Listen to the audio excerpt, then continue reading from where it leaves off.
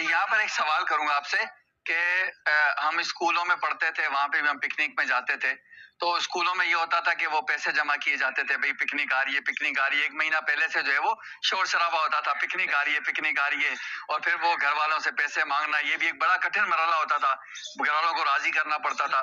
یہاں آپ کے یہاں کیا سلسلہ ہے؟ کتنے کتنے پیسے آپ نے بچوں سے دیے ہیں اس پکنک کے؟ یہاں بالکل مختلف سلسلہ ہے۔ یہاں یہ معاملہ ہے کہ اکیڈمی میں جتنے بچے پڑھے الحمدللہ ابھی 170 بچے ہیں اور سارے جو ہے نا تیار ہیں۔ ابھی کل رات سے ابھی میں نے موبائل بند کیا ہوا ہے اپنا، میسج آ رہے ہیں، کال آ رہی ہے کہ بھائی ہمارے بچے کو لے کے جائیں، لیکن میں نے نا ایک شیڈول رکھا ہوا ہے صحیح کہ بھائی نماز کی پابندی ہے ماشاءاللہ، اور ایک پورا نصاب رکھا ہوا ہے۔ میں ان کو 15 دن 20 دن پہلے بتا دیتا ہوں کہ وہ بچے جائیں گے جنہوں نے اس نصاب کو مکمل کر لیا، یعنی ترجمے کے ساتھ صورتیں ہیں، پھر کتابیں ہیں، پھر نماز کی پابندی ہے، پھر گھر میں سورہ ملک کا پڑھنا ہے۔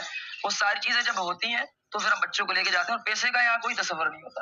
پیسے 1 روپے ان سے نہیں لیے جاتے، بلکہ ابھی آپ نے دیکھا ہوگا کہ ان کے لیے جو کھانے پینے کا انتظام ہے، جو پاپڑ وغیرہ ساری چیزیں دی گئی ہیں، وہ بھی میں اپنی طرف سے کرتا ہوں۔ ایک ہی مقصد ہے، ایک ہی ذہن ہے کہ ان کے یہ خوش رہیں بس، اور زیادہ سے زیادہ میں کارکردگی کر کے دکھائیں۔ قل هل يستوي الذين يعلمون والذين لا يعلمون